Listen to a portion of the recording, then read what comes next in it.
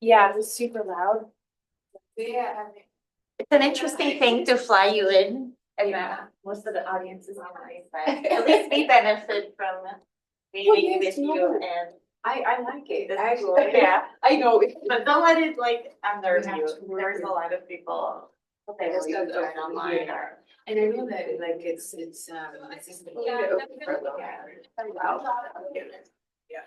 yeah, which is a something. I do like as long as we're like yeah, and cross posting. I was saying, don't get alarmed by the empty alarm. Oh yeah, and it's people like no one's ever comes. The reception after. Oh, okay. It's a very huge ball. A question for you. Have you ever gone into SAM? Yes. Yeah. Okay. Good. Okay. So then I only looking at yeah. Well, and but maybe it's not like I say. So I'm trying to develop something. And yeah. Okay. Did you find something? Yes. Yes. Okay. Okay. Good. Thank you. Yeah. I was just like I can't remember who's been talking. Although we're trying to publish this. Yeah. Across different levels of influence. So maybe we'll collect some quality more than that. Yeah, like we're checking everything. Can't devote a lot of times because I'm trying to get that. Yeah. Should we factors at different levels and how that one more minute final outcome? That sounds like that is right. Such a loud area. Yeah. The elevators. Yeah. I know. I teach in this class. Yeah. I don't know. You've been minded, but it's loud. Yeah. Yeah. I think it's the patient level, your so maybe family level, and also organizational level. So that 4 levels at least. Your little fanny pack matches your outfit. I think something all matches, but it's getting all worn out. So I might have to get something else for the outfit. Cute. Approach. I think it's not quality. Yeah. Yeah, my husband got me one. It's a little bigger than that because I mean, if anything, I would say yeah. No, I think it's like these people are big. Do you want to take it away? I know we had a discussion like before over the holiday here, like on the bridge. It's all about whether we should do it as yeah, it's a very super easy, understandable. Okay. Thank you very much, everybody, for coming. My name is Alex Morshid. I'm part of the Implementation Science Hub here at Emory University, and I'm excited to introduce our speaker today, Dr. Thembekile Shato, or Thembie. And we're excited to have Dr. Shato with us today. She is a postdoctoral fellow at the Washington University Implementation Science Center for Cancer Control and Public Health Sciences Division at the Washington University Medical School. Her research focuses on intervention, development, and implementation science in the area of health-seeking behavior, access to preventive healthcare, and sexual and reproductive health. She will talk to us today about the Designing for Dissemination and Sustainability Toolkit that she has been developing along with her colleagues for number of years now. Yeah. So thank you so much for being with us. Okay. So I guess most of my introduction has been taken. Yeah. So it has been a pleasure to be here, and I just would like to thank you all for taking time to be here as well as online. I'll try to stay here, but sometimes I tend to move from the screen. And just a special thank you as well to Alex, Jessica, Olivia. I know you're online. Hope you feel better soon. And Katie, just for inviting me and facilitating this trip, as well as to the larger IS Hub team as well. So as Alex mentioned, I'm really excited about this opportunity to share this D4DS Action Planner, which is a digital interactive space on the web to support teams with designing for dissemination and sustainability. And so feel free to post any questions on the chat. or if you have a question as I go, you can feel free to interrupt me. I would love to hear any of the feedback that you need. And so before I proceed with the presentation, I just want to take time to acknowledge the D4DS, so Designing for Dissemination Sustainability team, who have informed the principles of D4DS, as well as who have led and guided the development of this tool that I'll speak about today. And these are collaborators across multiple universities, majority of them being at Washington University in St. Louis. For this talk, we'll start off with a brief introduction of why Designing for Dissemination and Sustainability, and then we'll go into briefly describing how did we develop this tool. We'll show you some of the features. We have a demo project that was created by one of our team members, and then we'll provide an example of a practical application of the D4DS tool. And then we'll hopefully get into a discussion section. If you would like, again, to hear your feedback, your questions, any thoughts, as this tool continues to be iterated. So many of you may be familiar with this diagram here, which is the 17-year odyssey that highlights that the benefits of our proven interventions have not yet been fully realized. There are multiple barriers to this persisting research to practice gap. And some of this is just is the lack of fit between the research that we do, the interventions we develop, and the practice settings and context intended to be adopted. Some of the contributing factors as well to this lack of fit, firstly, is the lack of research relevance. Are we asking the right questions, and how do we ask the right questions from the beginning, taking into account the different contextual characteristics of our intended audiences? Secondly, and I think we spoke some about this in some of the small group discussion that we had, is passive dissemination. Are we packaging the products of our research in a way that makes it easy to adopt and implement, and that aligns with the resources of those that are intending to actually adopt and benefit from these interventions? So the question remains, how do we effectively, actively, and equitably design from the beginning and communicate the products of this research in a way that accelerates translation into practice? And so Designing for Dissemination Sustainability is a process that seeks to align to better address this disconnect and align the ways in which we develop research and the products of research, as well as the context in which they intended to be adopted.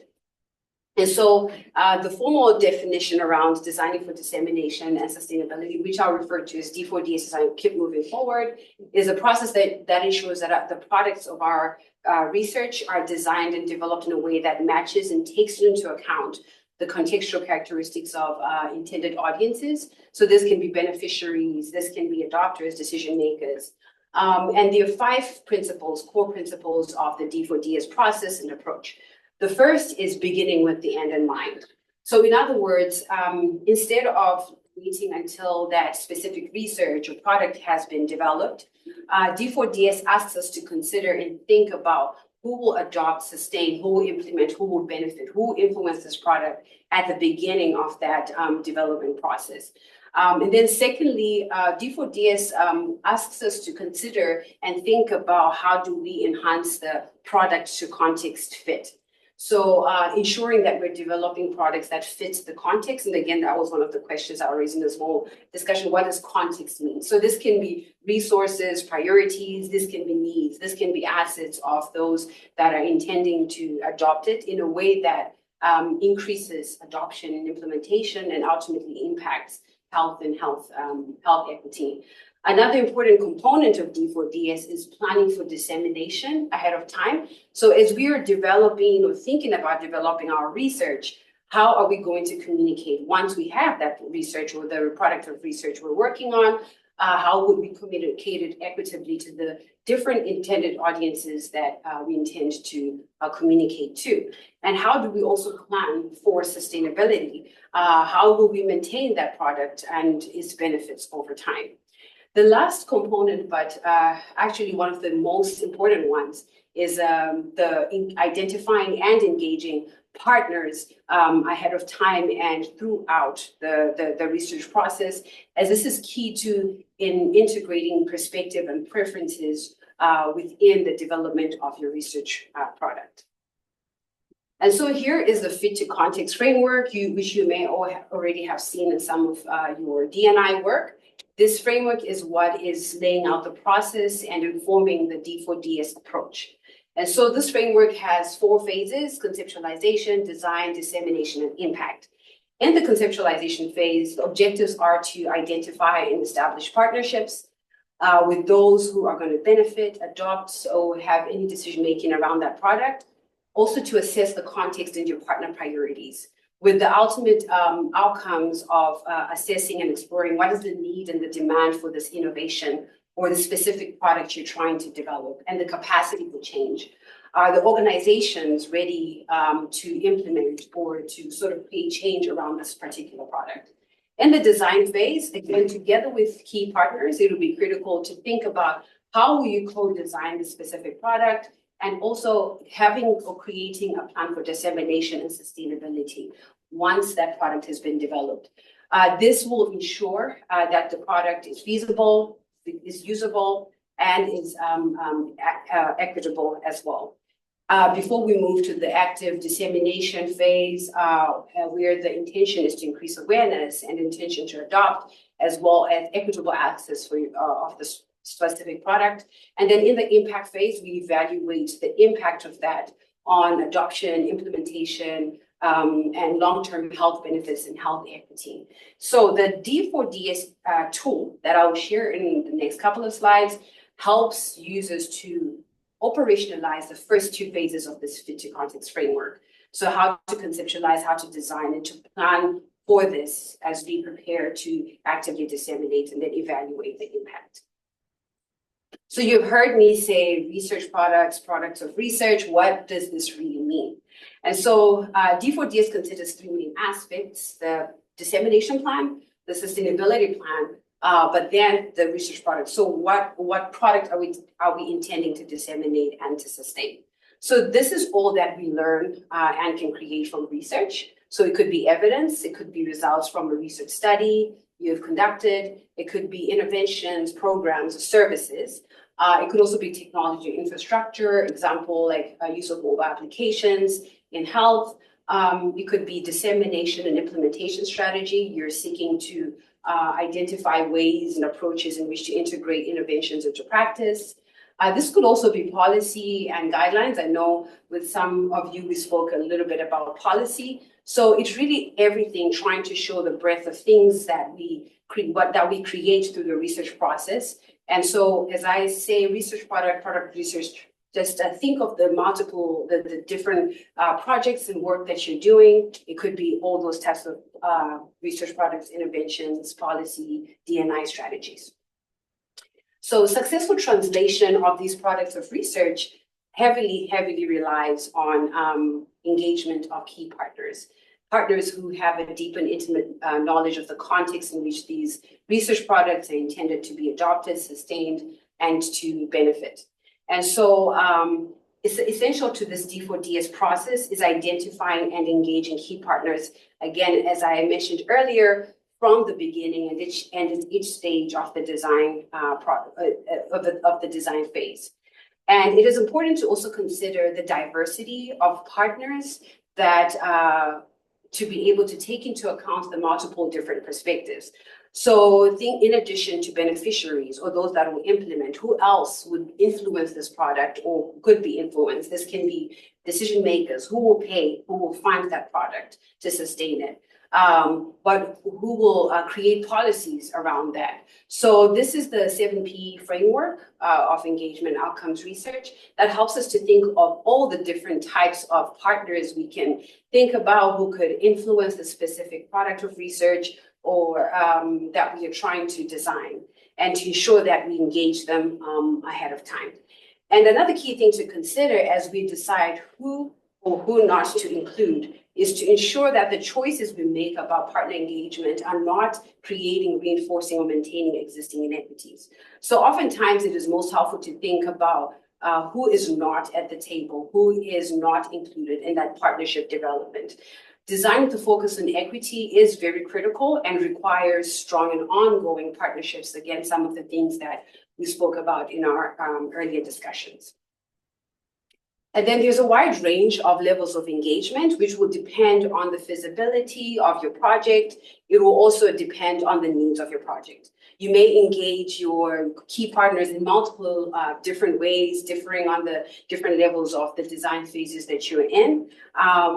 However, we do encourage with this process to move a little bit away from more contractual agreements where maybe a key partner is providing a site, which is great.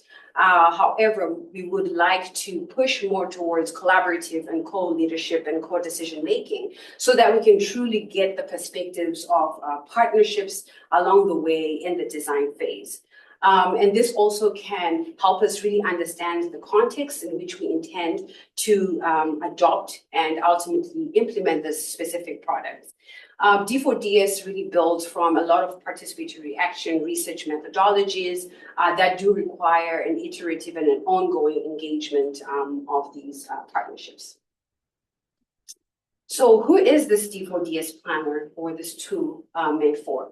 It's really for any teams of who are doing health-related research. So it could be clinical research teams, public health research teams, it could be translational research teams who are interested in learning about D4DS principles, as well as in understanding and operationalize this design phase of the D4DS. And so this can be health-related research teams in academia, in practice, as well as in community-based spaces. Ideally, these teams of research would be at the beginning phases of their project. So at the stage of trying to really conceptualize, refine what is the problem, to be able to really confirm what type of product, what type of innovation you would like to develop. So in developing this web tool, we engaged 20 end users in a participatory design process, all the way from discovery to design, ultimately to testing the first prototype. And so we utilize human-centered design to allow us to sort of center the perspective of our co-designers. And we call them co-designers because they really were involved in the process of collaborating at each stage, making design decisions, as well as sort of providing feedback on the features that they wanted to see in the tool. And so this process of co-designing allowed us to iterate until we were able to create a tool that would meet the needs of potential end users. We conducted 5 90-minute Zoom sessions, and we used Mural and Figma boards that really allowed this provided a collaborative platform to provide written and verbal feedback throughout these different sessions. So in the first design session, we explored what is the need and the demand of this tool. What are the issues that potential end users would like to be addressed through this tool? And then we also did a free listing exercise with our co-designers where we asked them to free list what are the types of features that they wanted to see on this web tool that would help them in this process of operationalizing, designing for dissemination, and planning for sustainability and dissemination ahead of time. So in total, 35 features were brainstormed, and they really cut across multiple categories. There were features that were speaking to grant proposal, support with grant applications, support with methods, dissemination resources, education, and then just features around the general design and formatting ideas of what the tool would look like. And so from these 35 features, the core development team worked together to really look at were there any similarities in some of the features. So in total, we had 25 features, which we then provided to 17 individuals, so 17 of our co-designers, to rate using this Kano methodology to rate each feature on whether they would really like to see it in the tool. So the must-have features, as well as the features which they were attractive, really would like to see it, but they would really help with the functionality of the tool, and those indifferent features, which were really neutral, wouldn't really make a difference to the usability of the tool. And so from this, we see sort of the rating of those like 25 features. And here included the complete list of the features that ended up being included in the tool, which you'll see in the next following slides. So from this exercise, the must-be features were prominent links and other resources. So users were really interested in really just having access to other resources and having a place where you could like aggregate different resources based on the different aspects of the design process. Attractive features included things like having that step-by-step guide. How do you actually design for dissemination and sustainability? So almost like a roadmap, a guide, as well as having a place to save work, to customize their research projects or their projects and to be able to sort of save and download their work. There was also a major interest in having methods and guidance and a template on how best to engage their partners in the work. And then in different features, which we still did include, was it wouldn't really make a difference if there was, that feature around providing feedback, which would be helpful to us as part of the development team, but didn't really make much of a difference for the co-designers. And so the last 5 design sessions really focused on iteratively envisioning and creating wireframes for these features. So this iterative design process allowed end users to draw and give feedback on the design options. So the images that you're seeing here on the screen was an example of that step-by-step guide that end users really were interested in. And so you can see from design session 3 to how it iterated and changed over time. And again, this was use of the mural boards where end users could draw and design and add any input and add any feedback. And so this is what became, as a result of the action planner, the action tool, one of the key components. And you will see it in the next following slides, what it looks like on the actual website. So to test the usability, after we had these wireframes of those different 25 features that I showed in the previous slides, we handed this over to the development team, to the web developers, and then they created the first prototype.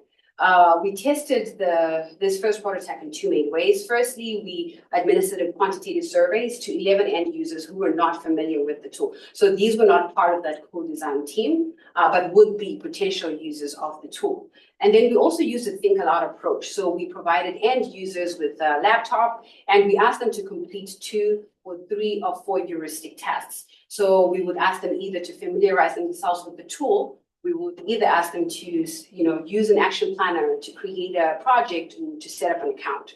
And as they did this, we asked them to think out loud, so to tell us what they were thinking. And we also observed their screen to identify what were some pain points on the features so that we're able to sort of take that feedback into account and adapt or update the version. And so the quantitative score was 66, so sort of just below the cutoff of like average usability. Some of the major issues that our end users mentioned was, first of all, the initial prototype was very wordy. We had a challenge of like trying to provide as much information to the end users, but at the same time, how to simplify that. And then another major thing was, where is the starting point? Where could they start once they got to the web tool? And so to this, we then added instructional videos on some of the sections of the web tool just to provide more guidance. And then we reduced the text and simplified the language. We also simplified the login and project setup, knowing that it's an iterative process, and then they can always go back and make these changes in the tool itself. And then we added a code design action item, which you'll see. And so the result is the D4DS action planner, which is this web tool. So if you're interested, I invite you to scan the barcode below, or you can enter in your web browser, d4dsplanner.com, and you'll be able to start like viewing this tool. So there are 2 major components of this. The first being the education hub, as well as the action planner. But this is the homepage of the tool. And so the Education Hub provides a list of general resources that are relevant to each action item in the planner, and I'll speak to what these action items are. If you're interested in finding a specific resource, you could include it in the search. You use your keywords, or you can go to each action item to find a specific resource. You can filter based on the type of resource you're looking for. Are you looking for a case example? Are you looking for methods? Are you looking for general information around dissemination, implementation, science, or designing for dissemination sustainability? And once you click on the resource, you're able to get it again, either as a link, which was one of the must-have features that were required for this tool, or in some cases, you can sort of get it as a PDF file as well. And then another major component of this tool is the action planner. So the action planner is that step-by-step guide that helps users together with their partners create a plan that can in many ways be included in, for example, a grant application. And I will sort of show and talk about how this, how you could do this walkthrough. You can view this, as you may have seen once you went to the link, that you can sort of view some of this tool aspects of the tool. But for you to actually use the interactive features within these different steps, you need to log in and set up a project, just because it can help to tailor based on your project. And so in each action item, and we're calling them action items because each item is a set of interactive activities that allow collaboration between research teams as well as their partners in sort of creating that plan of thinking about you actually identifying the partners and then thinking about creating that plan for dissemination and sustainability. So this first action item is identify your partners, which again uses that 7P framework to think about all the partners that you may potentially identify. And I will show you in the demo project what it actually looks like within itself. And then the empathize and outline the problem is really trying to understand from the perspective of your partners, what is the problem? What are the goals that you're trying to achieve with a specific innovation or product of research? Understand your context is really guided by the Consolidated Framework of Implementation Research, so CFAR, and helps to identify what are the multi-level factors that can influence the specific product or that's influencing the larger problem that you're trying to solve. Confirm and co-design your product allows and provides resources of tailoring or co-design methods tailored to the specific product you're trying to create. So the way that you co-design an intervention may be slightly different from the way you co-design evidence or policy. So it just provides resources around that. And then the develop your dissemination plan action item provides tailored resources on what are some of the dissemination methods that you could use based on the different intended audiences that you select. Plan for sustainability action item looks at thinking through what are the things to consider in sustaining that specific product of research that you're trying to work on, and then evaluate iteratively. Action item provides a plan of thinking through how will you evaluate not only the benefits to health, but also the adoption, the implementation, and other things that help your product to be successfully translated into practice. And so to personalize again for your team, after you do log in to the project, you can set up your project by completing this very short questionnaire, which sort of identifies what is really the health problem that you're trying to solve. And again, this process is iterative. As a researcher, you may come to the tool with an idea of what the problem is. But again, once you start doing those action items with your partners, you're better able to refine and come back to this questionnaire. As you complete it, it will be appearing on your action plan, which I will show. And then you can also invite and assign tasks within the tool to the members and partners that you invite to the tool to collaborate with. And then there's information about what is the product that you're trying to disseminate and sustain. Again, using that list of where there's evidence, where there's policy, where there's a method, and the rest of the list. What is your budget? Is something to think about, like what funding is going to help to sustain this work, and planning within the bounds of the funding that's available to your project is critical. Additional key features, again, include that guided tour upon entry, just to provide a guided starting point. You can really start anywhere depending on where your project is. And if I sort of just go back to that action planner, some of the co-designers had mentioned that sometimes we're coming to this project already having identified partners. So the way this tool is built is allowing you to utilize an action item that works best for your project. You may not use all the action items, or you may use all of them, so it can really be tailored to your project. And then we have videos to orient to each page. It also allows you to track your progress of completing the different action items. And then one of the cool features too was that you can chat with your team in real time as you work on this. So it is meant to also enhance the access of this tool. It is definitely internet-based at this point, but we're working on, how does this work when you do not have access consistently to internet. And then all of your work is saved and can be downloaded as a D4DS action planner used for proposal development as an example. So within each action item, we have a section just to describe what is this action item about. And then we have an instructional video. We have a cue to equity. So I'll speak a little bit more in depth into what this means in the next slide.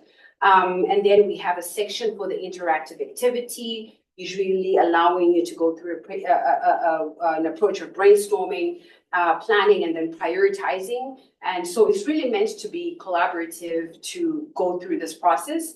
And then down below, which is not really being shown right now on the screen, is really a dive deeper. So those resources that would help you conduct this specific action item are also available to just provide additional guidance. So we realize that health equity may only be realized if D4DS is conducted with equity principles in mind.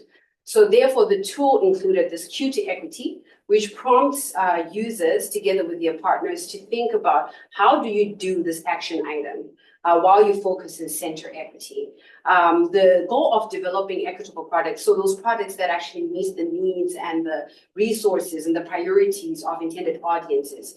How can we develop those products in a way that will also enhance the access, equitable access of that research product?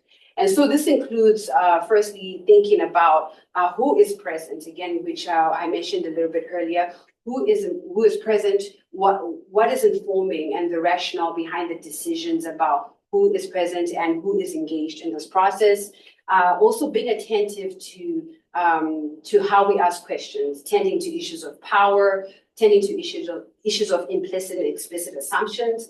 Also, how do we communicate the products of this research, whether it be an intervention research? How do we do this while we take into account the values and the culture of the intended audiences that we're working with? So each cue to equity is really tailored to each action item. So of those 7 items, there is a cue to equity that's relevant to that specific item. And then we also provide additional resources specific to how to center and focus equity within as you conduct your action item. And so this next section speaks to sort of how D4DS can be used. And I will start with the demo project just to help us visualize how this tool can help you go through that process in that step-by-step guide. So this was a demo project that was created by one of our team members, Dr. Lahada, which focused on cognitive rehabilitation in children with cancer. So this here is an action plan. And from that, set up your project space. That information gets input on this action plan. So whatever you're also doing as working together and collaborating with your partners appears on this action plan. Again, you're able to come back and edit and make changes as you gain feedback. And so you can then add team members. Oftentimes, usually it's by using email. So you would send an email invitation to whomever your partners and team members are. And for them to be able to access and to see the project, they would need to accept the particular invitation. Thereafter, you can then start assigning different tasks and different roles based on your project and how you intend to design your plan. So in the Identify Your Partners action item, here we sort of listed the different partner categories from that 7P framework. We realized that this partner category from the 7P framework may not be exhaustive. And so you can sort of think there are other partners that we need to work with that are not included. So you can certainly add that. So on the potential partners column, you can add your partners based on guided by that framework and guided by the experiences that you have with your research team. And this is an exhaustive list of partners. And then you can use the voting feature, so that blue thumbs up feature that is on the screen. So any partner that receives at least one vote gets moved to the selected partners. So these will be your potential partners that you select who you would engage in the project.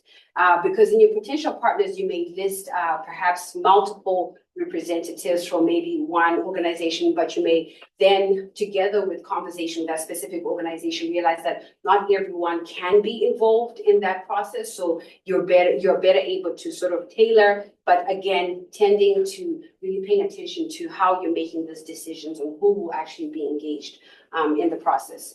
And then you can invite these selected partners through emails, and then they will have access as well to this tool. You may say that, okay, some partners were not voted on, but they're very important in this process of designing. You can drag a partner from potential to selected partners column. And then in the empathize and outline the problem, this is trying to understand and refine the problem from the perspective of the partners. And so those partners that were in the identify action item automatically get populated into this tool. And these are the partners to whom you send this invitation, and they're able to sort of start brainstorming and thinking through how would you describe the problem that you're trying to address with a specific product? What is the role that they have in solving the problem? What are the main goals that you're trying to achieve by specifically addressing the problem or this product of research you're trying to develop? And in what ways may be barriers or challenging in sort of reaching this goal? So this is more of like a brainstorming activity, but from the partner's perspective. And they can sort of complete this form in real time once they're invited into the tool itself. And so this sort of gets populated into a list of problems, goals, and barriers. And through a process of brainstorming and prioritization, again, using some of the voting features in this action item, you can vote on what are the major problems, because they may have been in an exhaustive list depending on the different intended audiences. So together you would sit with your partners and you'll be able to decide, so what is the major problems that we're trying to look at? What are some of the barriers? What are some of the goals? All this creates a value proposition. So a value proposition is sort of thinking about what is the value of the product you're trying to develop and what is its value to actually addressing the major problem that you have identified. Then you may think, maybe it's not necessarily well refined. You can go back into that process. So it's iterative, and you can have multiple drafts of this value proposition as you work and sort of work together with your partners and your research team. Then in the confirm and co-design the product, so that intervention or that product of research which is selected as you're setting up your project gets automatically populated into this action item. And so you can sort of see the different types of products, as I mentioned earlier.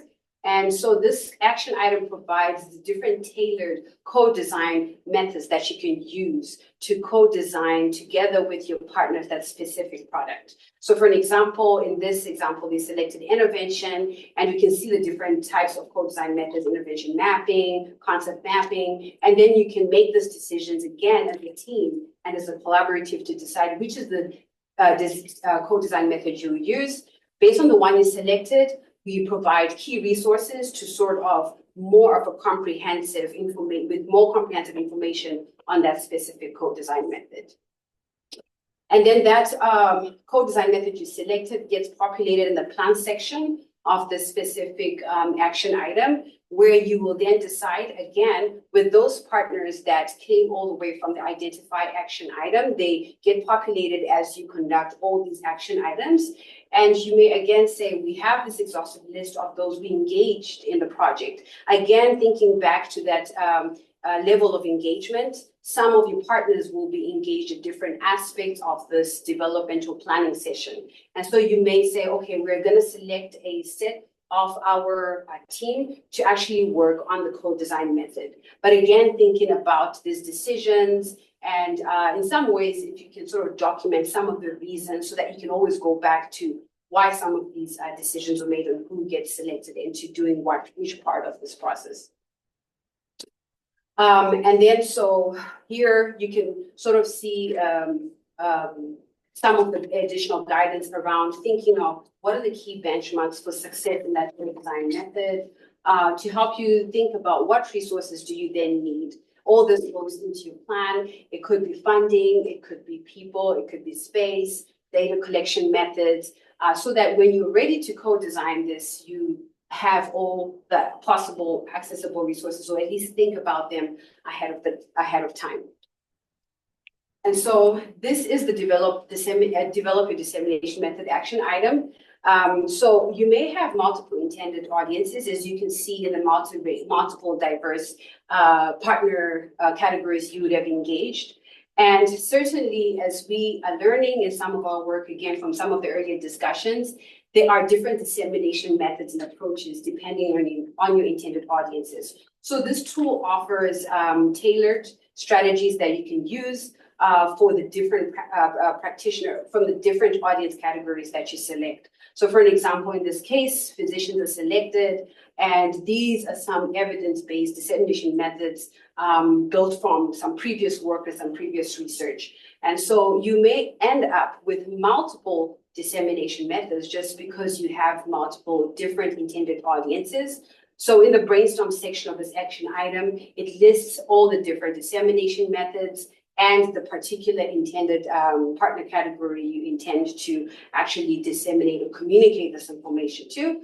So again, using a voting feature, each member or each invited partner or team member can then vote on how impactful would that dissemination method be and how feasible is it. So all the dissemination methods that get voted on end up in this 4x4 grid, which just allows you to sort of prioritize. So this, the box that says yes is really high visibility, like this dissemination method will really be visible and will really be impactful. And so you may probably will end up with multiple dissemination methods if you're working with multiple different intended audiences. And that's okay, that's part of the plan. And that's part of trying to ensure equity in the way that we communicate information. You may also say, okay, some dissemination methods are critical still, although they didn't get voted on. You can certainly drag them and bring them over to this grid. And so this next example is a practical example of the use of the D4DS tool as well as the D4DS approach. This was work done by Dr. McLaughlin and the team, her RISE team at Temple University. So the goal of their project was to establish a community advisory board to improve equitable dissemination. And this is ultimately to improve the implementation of school meal programs in the District of Philadelphia. And so to identify their partners, they used some of those resources that are in the tool to really think about and understand the process of like building a community advisory board.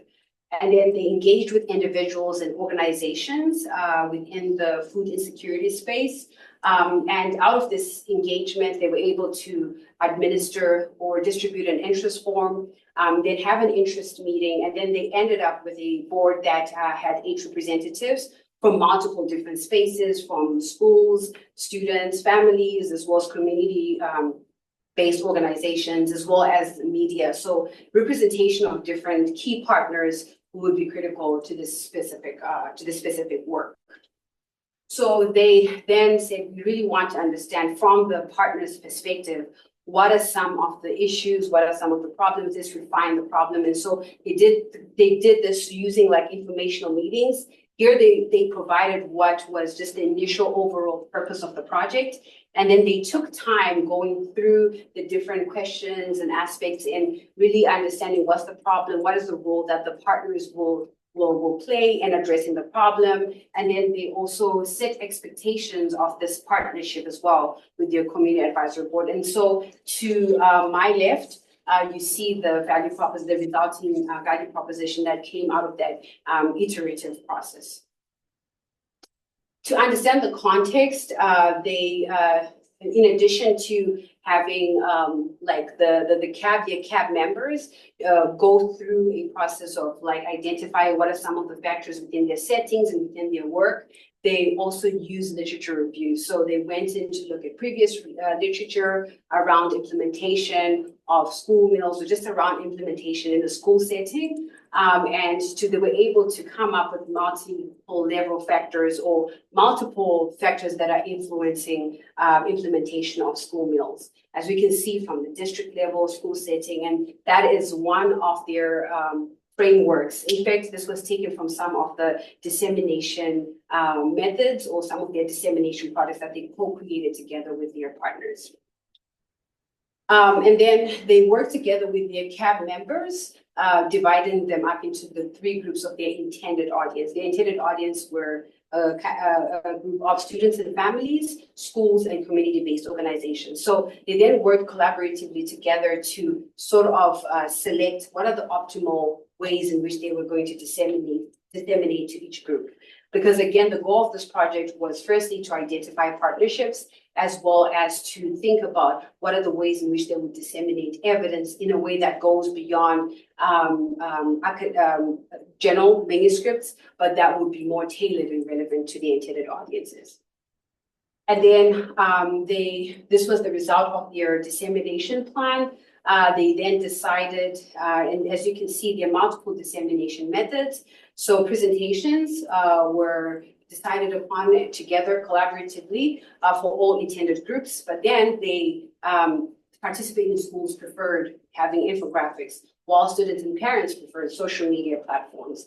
And then their community-based organizations preferred having policy briefs. So again, showing that importance of like really thinking through and designing with your partners, what is it that they would prefer that would be most effective to them.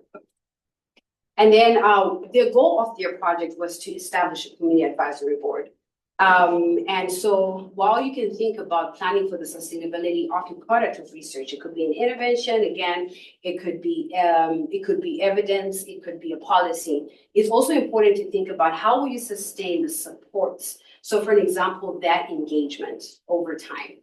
And so in their case, they also evaluated the perception of their CABs to see their engagement from their perspective. So they used baseline and follow-up surveys. They also had interviews with their CAB members so that they could think about how to sustain the engagement as they move forward with their project. And they're now in the phase of together working to develop implementation strategies to improve the adoption and consistent sustainability of school meals in the District of Philadelphia. And so there are a couple of recommendations for using this tool. As you can see, it's a comprehensive tool. I just gave snapshots of the tool itself, and depending on your project, it may be even more comprehensive than what I showed here. So it's important to first familiarize yourself with the tool before engaging partners. There are parts in this tool we encourage highly to invite the partners so that they can also view and collaborate within that space in real time. So just ensure that you're sort of familiar with the different aspects, and we are happy to help. Our information is on the tool, and I'll provide information to walk through this process. And then it's meant to be collaborative, and true collaborative work takes time. So just make sure that you give yourself time to build trusted and lasting partnerships with your the partners or intended audiences you plan to disseminate and sustain this work.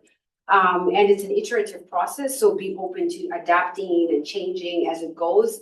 And I know that it's not oftentimes easy sometimes with the certain, within the certain bounds of funding applications, but just being able to find creative ways to do so. And give yourself time as well to go through this process. It may not be a once-off meeting or maybe 2 meetings. It may be multiple series of meetings to go through this process as you plan for dissemination and sustainability. So I'll just end with some information on ongoing and next steps with this work. So we're actively disseminating this tool, and so we invite you all, if you're interested, to use the tool, and we will be happy to hear your experience. We'd like to hear your experience and improve the tool. but also share this as well throughout your networks. And then another key thing we're working on currently is to evaluate what is the engagement, the extent of engagement from the perspective of the partners being engaged, to also be able to enhance the features, because ultimately this process, for us to ensure that product context fit, we need that engagement to really be genuine and lasting. And then we're hoping with time to conduct a pragmatic randomized trial to compare the usability. So teams that are sort of using it with facilitation and assistance versus teams who just sort of use it independently to continue testing the usability of the tool itself. And so with that, I just want to thank you all so much for being here, for your time. Thank you online. Thank you for being here in person as well. And would really now like to hear your thoughts, questions, and any feedback. And this is my contact information. Reach me via phone or email, the way it works. Thank you.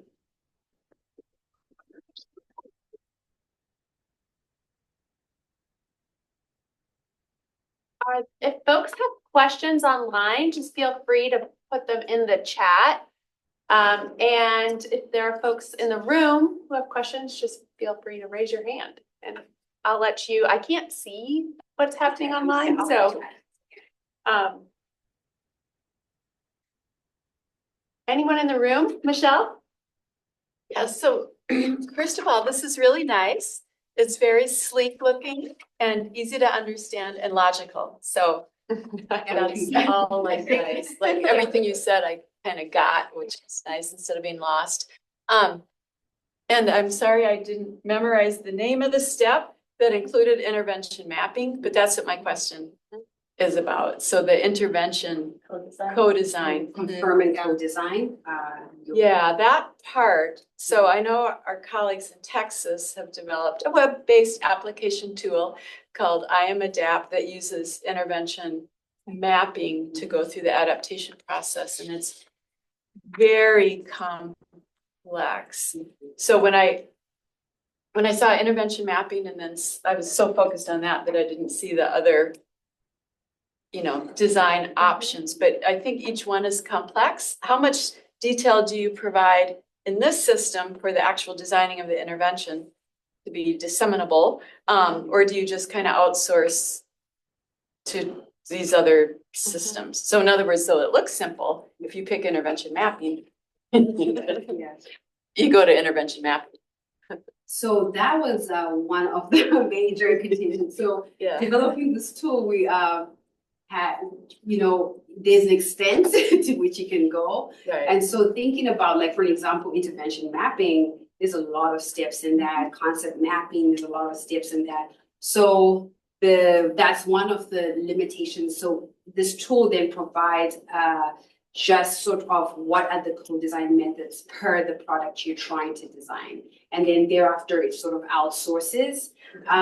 With time, perhaps we can sort of start thinking of including other interactive ways to go through the co-design. Maybe it will be starting off like with one co-design method.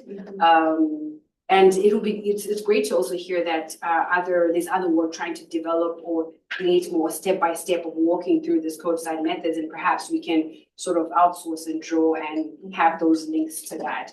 But yeah, that was one of the major issues. How do we actually envision this confirm and co-design? So for now, it's more on the planning phase, just thinking through what co-design method and then what resources that you might need. Yeah. Okay. Did you have pre-seed proceed up there? You didn't, did you? No, not here, but it's one of the resources in the education hub. Okay, sure. Yeah. Sorry, I was just gonna, adding on to Michelle's comment. It's interesting. I was gonna ask you about your thoughts about within the scientist group of users, who do you think is benefiting the most from this? Because it's a nice educational tool and it's pulling together a lot that is known about this process, and under the D4DS umbrella, which I like. Yeah, it's just got a lot of breadcrumbs to go further. It, like somebody who knows intervention mapping might not be necessarily using this tool to start, especially like Michelle is like doing community engagement already, you know. But maybe somebody who needs it pulled together this way and is developing interventions or other products to be disseminated and sustained. So more of a comment than a question, I guess, but also like what has been your experience? Who has been most receptive to say this? First of all, the D&I community, so most of the time, so far, we have dissemination implementation or translational research teams have been most receptive. When we were sort of thinking early on the development of the tool, we also assessed like, level of dissemination, like D&I knowledge. So it was really trying to create a tool where it's like, even if you do not have like D&I knowledge or exposure or experience, you can sort of come and it'll guide you through that. But still, I think that's early knowledge is still like really helpful. So far that has been our experience of who has been. And then we have gotten a few interests as well from like more those working in community-based spaces. Mm-hmm. So that's one of what helped, also thinking through to what extent is this tool usable to maybe for an example, I think we had this conversation, a community partner who has this idea and is sort of initiating that. So that's another like space or somewhere else we've also got an interest in that. But we're also trying to figure out, as you really commented to say, how do we push it out so that it's almost used at the beginning phases of the thinking through that development space. And would really like any ideas on that because yeah, so far I think we've disseminated it within a lot of like more D&I spaces. Right now there's actually a Designing for Dissemination Sustainability course that's being taught that just started like last year at WashU, and then one also at the University of Colorado as well. So again, maybe a way to as like graduate students sort of thinking about projects, that initial phase, to be able to use that as they build up projects as well. So yeah, but any ideas, we're really open to ideas around that. Yeah. So this is really great. I'm curious to know if, like, I don't think you highlighted or mentioned that this might help with like thinking about implementation strategies. Mm-hmm. So is there a function that helps with that? Okay. And then, and that would be, and thinking about how to plan for that in advance and what that would mean. Okay, cool. Which one of the little tabs is that on? The D&I. So we're thinking of like the dissemination implementation strategies as a product, as a research product. So the way you think of like an you would put it in as a gotcha. Exactly. Okay, that would be that. So when you're setting up a project, when you're saying, okay, what product are we trying to create? Then you have like implementation strategies and things through that process and all that. Gotcha. Okay, excellent. It's one of the tabs under co-design. Yeah. I was just I was like, and looking at, I have two questions in the chat. Annie asks, can you please share more about the funding sources for developing the tool? Also, how are you measuring engagement as an outcome of use of this tool? So the first thing is this project was funded. So some part of the funding came through the implementation science centers for cancer control. And then some of the funding also came from the prevention research centers. Yeah, so Dr. Kepper, who is the lead PI for this project, also got funding from some of the NIH institutes to pull together some of this like initial work. So that's who funded. So multiple funding sources that kept the development going. And then how do we plan to measure engagement as outcome of the use of the tool? So there is a community engagement tool. There are a growing number of tools, but there's one called the RISK tool. Now I'm not too sure of the full acronym, but that's used to sort of assess the extent of engagement of your community partners. So that's how we're planning to measure the outcome of engagement. in that way. Thank you, Annie. And then Claudia asked, I was wondering if your tool has developed integrated strategies to level the playing field regarding different positionalities of partners and their impact on interactions. That's a good point and question. So I think this tool is again being like iterative, like responding to some of these different sort of ideas as we go. Perhaps one of the things to think about, like leveling the playing field, different positionalities, is really paying attention to that cue to equity. So again, there are different cues as per the different action items you're conducting. And so perhaps, for an example, in understanding your context action item, the cue is help prompting users to think about who has a voice in sort of providing information on what is the particular factor influencing that problem. And so we don't yet have necessarily like interactive features, but we have that cue to equity as sort of a guide, as a think through to things to consider as you do the action item. And so thank you for that idea. I think it's something to think about. How could we have more of the cues to equity, or how could we sort of build in an interactive method or approach in like enhancing equity in the work? Yeah. So when people vote, does it say who they are? When they vote, yes, Yeah. you can see, I'm not, I don't Can you think the shut it final off? result, but the person who is invited can see. Okay. Can see who has voted. And again, another feature we could add as well to help with this is to ensure that like all partners may be engaged in this process have had an opportunity to vote. I think it's also intentional not for everyone to see, because sometimes we want to vote anonymously. Right, that's what I was thinking, Yeah, yeah, without- like yeah, not exactly. knowing Not whose knowing- role is voting for what. Yeah, exactly. This is great. Thank you so much for sharing this. Can you talk a little bit more about the voting, but also specifically to the barriers? Because I feel like that's one of the most time-consuming parts of implementation science, is like the assessment of the barriers and doing all your poll interviews and like figuring out what strategies, you need to map to those barriers. So I wonder like how tool can be used to kind of streamline that barrier assessment part of implementation science that's super onerous, and if you've like noticed it helping in that way.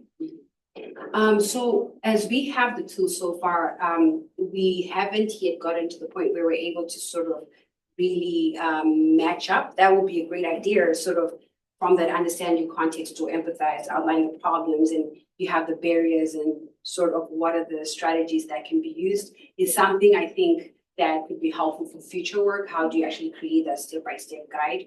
But as of now, it's more of like, a list of these contextual barriers, and then you can contextual factors. And then I guess the voting feature sort of helps to create a more like tailored approach, because there may be truly range of different problems that are happening, but perhaps that product is not going to solve like different problems, and it may require multiple different products. Sometimes it may be you need an intervention in evidence and policy. And so just other things to think about that.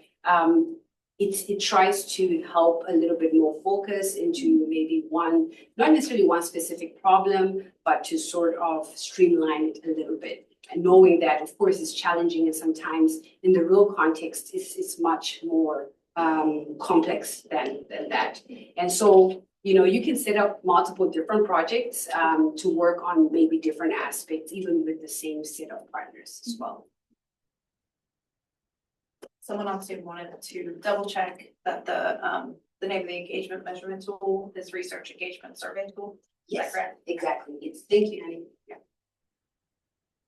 This is great. I'm looking forward to like getting in and exploring. Just a quick question. I noticed that you asked questions about like your budget. I'm assuming maybe like the time of the project. So different descriptions for your project. Does that adjust the outputs or the recommendations based on the way that people describe their projects?